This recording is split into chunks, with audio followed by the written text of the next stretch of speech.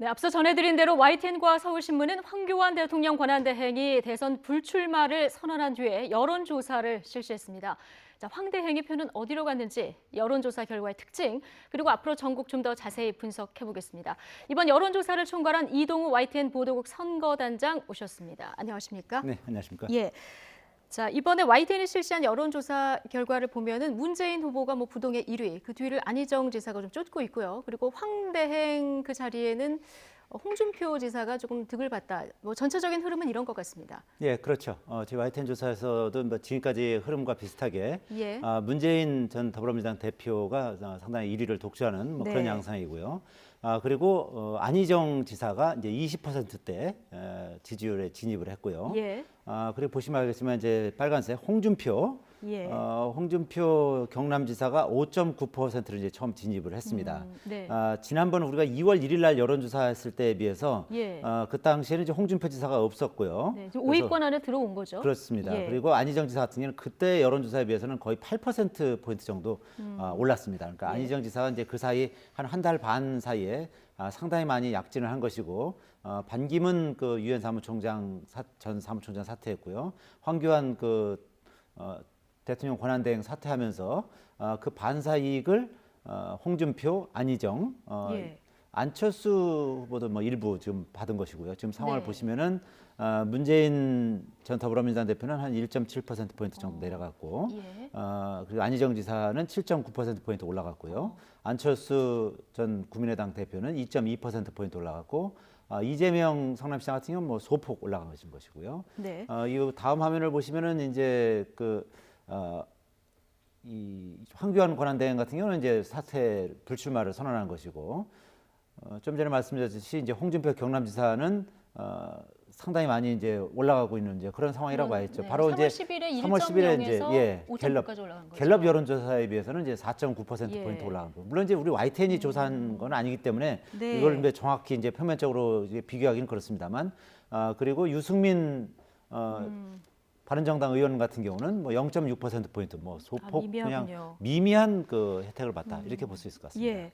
지금 여론조사 중간에 황교안 권한대행이 불출마를 선언하지 않았습니까? 이 부분은 어떻게 조정해서 여론조사를 했습니까? 당초에 황교안 권한대행이 아마 이번 주에는 불출마 선언할 가능성이 높다 이렇게 봤기 예. 때문에 황교안 권한대행이 불출마를 선언할 경우 누구를 지지하시겠습니까? 이렇게 질문을 예. 했고요.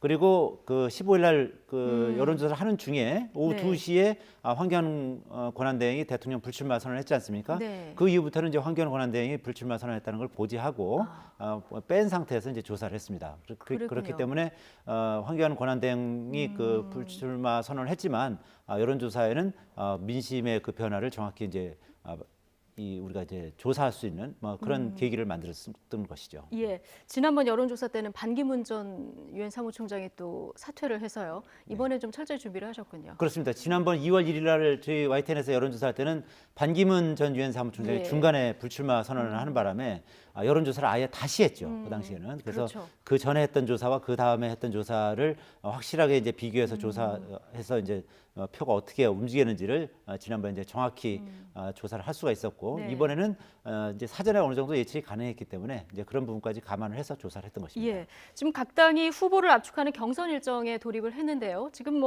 제1당인 민주당 경선이 최대 관심 아니겠습니까? 민주당 결선 투표제를 도입을 했는데요. 4월 3일 1차 투표 결과에서 과반이 나오지 않으면 이제 4월 8일인가요? 2차 또 결선 투표를 해야 하는데 결선까지 가면 누가 이길 것으로 지금 조사가 됐습니까? 일단 그 결선까지 갈 경우에 일반인을 상대로 한 여론조사에서는 아주 각축을 벌이는 것은 아는데요. 예. 그러나 더불어민주당 지금 이제 화면을 보시면 네. 일단 더불어민주당 대선 후보 적합도를 봤을 때는 문재인 35.7, 안희정 32.8. 일반인을 상대로 그렇습니다. 조사하는 이건 거죠? 오차 범위 내에 저거는. 이제 접전을 예. 벌이는 거고요. 예. 그리고 이제 결선 투표에 들어갔을 때 예. 일반인을 대상으로 이제 조사를 해봤습니다. 네. 그랬을 때는 상당히 근접한 그런 네. 조사가 나왔고요. 그리고 예. 지금 이제 더불어민주당 이제 가상 결선 투표인데요. 네. 결선 투표를 벌였을 때는 더불어민주당 지지자들 사이에서는 63.6 대 27.8 상당히 큰 차이가 나고요. 이게 또 그 민주당 지지자들 사이에서 여론조사를 하면 굉장히 결과가 차이가 크네요. 그렇습니다. 이제 그리고 경선 참여가 예상되는 사람들을 예. 상대로 이제 조사하면 53.2 대 34.8, 약 한 네. 18.4% 정도 그 정도 차이가 나고 있습니다. 그러니까 실제로 경선을 벌였을 경우에는 여러 가지로 봤을 때 이제 문재인 전 대표가 상당히 유리한 고지를 선점하고 있는 건 사실이다. 그러나 일반인 대상으로 한 여론조사에서는 지금 화면 보시면 아시겠지만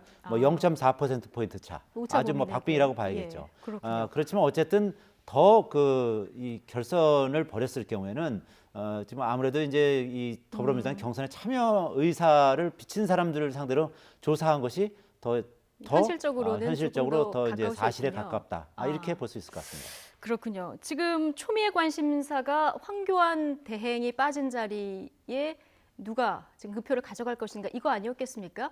지금 뭐 약간 예상을 했습니다마는 홍준표 경남도지사가 결과적으로는 가장 수혜자가 된 거죠. 그렇죠. 지금 하여튼 여론조사를 해봤는데요.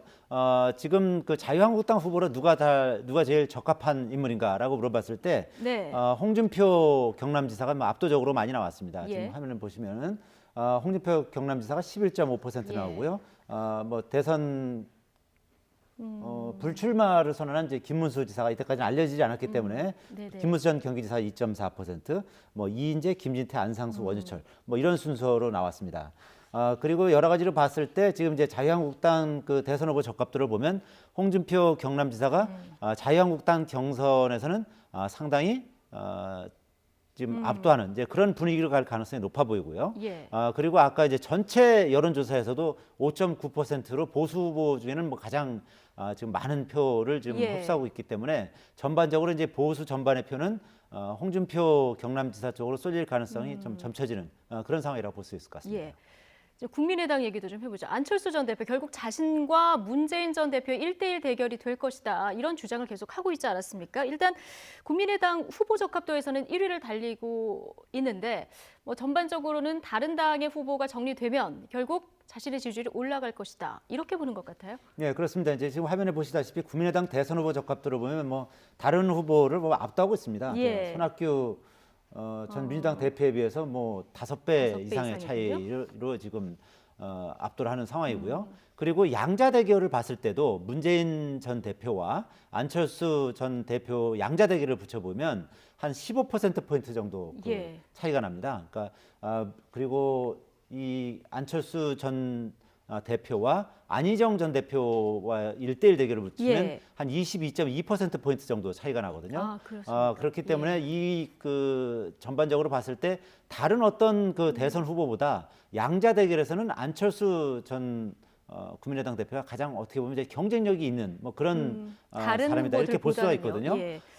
전반적으로 지금 이제 여론조사 전문가들은 예. 샤이 보수층이 한 10%에서 15% 정도 있다는 거거든요. 예. 그렇게 보고 있기 때문에 안철수 전 대표가 만약에 문재인 전 대표와의 그 격차를 양자 대결에서 그것을 한 뭐 10%포인트 이내 정도로 좁힌다면은 그렇다면은 상당히 좀 해볼 만한 싸움이 될 수 있다. 이렇게 보는 것이 이제 전반적으로 저 여론조사 전문가들의 이제 분석입니다. 그렇군요. 일단 1대1 대결이 되는지 이것부터 좀 지켜봐야 될 것 같고요. 그렇죠. 이제 제3지대에서 이제 예. 상당히 어느 정도 이제 빅텐트 형성돼서 거기서 합종연행이 이루어져야만 1대1 대결이 되는 그렇죠. 것인데 그 과정은 이제 상당히 지난한 과정을 거칠 수밖에 없다. 그렇게 예상이 됩니다. 예. 바른정당의 경우요. 대통령이 탄핵이 되면 바른정당 지지율이 훅 올라갈 거다 이런 전망을 했었는데 지금 그렇게 지지율이 답보 상태입니다. 유승민 후보 같은 경우는 예상보다 굉장히 부진한 그런 상황이죠. 그렇죠. 지금 이제 바른정당 대선 후보 적합도에서는 물론 유승민 의원이 뭐 남경필 네. 경기지사에 비해서 뭐 3배 이상 앞서고는 있습니다만 예. 전반적으로 지지율이 지금 뭐 전체 후보를 놓고 봤을 때는 1.6%밖에 안 되거든요. 예.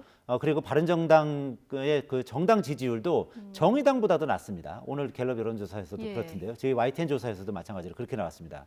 그리고 특히 유승민 후보 같은 경우는 대구 경북이 본인의 텃밭 아니겠습니까? 근데 여기서 지지율이 2.1%밖에 안 나옵니다. 그러니까 문재인 전 더불어민주당 대표가 여기서 24% 정도 나오고 있거든요. 네. 그 10분의 1도 안 나오는 상황이기 때문에 유승민 의원 입장에서는 본인의 텃밭인 대구 경북 지역에서 지지율을 상당 부분 회복하는 것이 현재 상태에서는 가장 급선무다 이렇게 볼 수 있을 것 같습니다. 그 바른정당의 출구를 어떻게 찾아야 됩니까?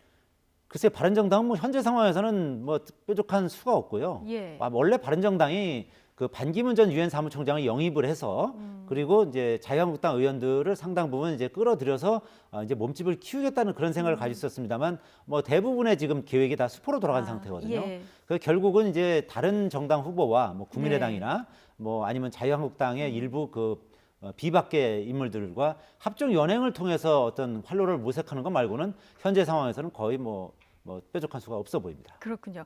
자, 이번 여론조사에서는 지난 대선 때 박근혜 대통령을 지지했었던 유권자들의 표가 어디로 갔는지 이것도 좀 조사를 해봤죠? 그렇습니다. 근데 예. 지난 대선 때 박근혜 그 당시 후보를 후보죠. 지지했던 예. 사람들이 이번 대선에는 누구를 지지하는지 이제 조사를 해봤습니다.